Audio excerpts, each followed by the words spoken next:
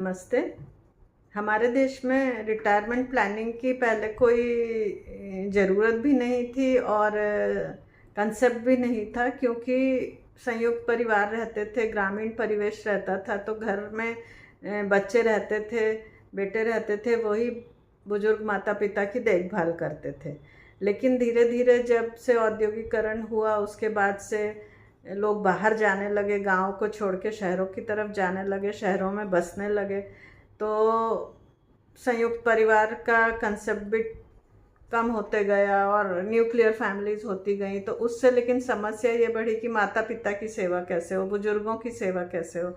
और ऐसी कोई प्लानिंग भी नहीं रहती थी, पहले इंश्योरेंस भी नहीं रहते थे, तो बहुत एक समस्या धीरे धीरे। और गांव के लोगों का बहुत सारा पैसा और शहरों का भी सिर्फ बुजुर्गों के मेडिकल बिल्स के लिए जाता है, क्योंकि पहले कोई ऐसी प्लानिंग करके रखते नहीं थे। लेकिन अब की जो जनरेशन्स हैं, अब देख के और बाहर के प्रभाव से देख के भी बहुत ज़्यादा लोगों को एक्सपोजर मिला है, और वो उससे इंश्योरेंस करा के रखते हैं, अपनी फैमिली का इंश्योरेंस करा के रखते हैं, माता पिता के लिए इंश्योरेंस करा के रखते हैं मेडिकल का। तो अब मेडिकल फैसिलिटीज़ बहुत संभव हो गई हैं मिलना, और उतना ज़्यादा बजट पे भी असर नहीं होता और उतनी ज़्यादा परेशानी नहीं होती।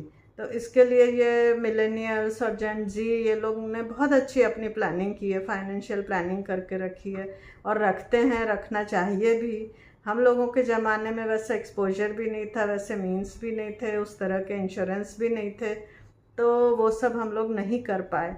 परंतु मैं अपनी जनरेशन के लोगों से कहूँगी कि अभी भी जितना भी वक्त है, हमको अपने आप को स्वस्थ से स्वस्थ रखना चाहिए, और स्वस्थ रहने के लिए मानसिक रूप से, शारीरिक रूप से हमेशा कोशिश करते रहना चाहिए। और अगले उसमें मैं बात करूँगी कि किस तरह से हम डिमेंशिया और अल्जाइमर जैसी चीज़ों से बच सकते हैं। अपने दिमाग को हमेशा व्यस्त रखना चाहिए और कुछ कुछ करते रहना चाहिए। अगर आपको मेरा वीडियो अच्छा लगता है तो प्लीज़ लाइक करिए, शेयर करिए और सब्सक्राइब करिए। धन्यवाद।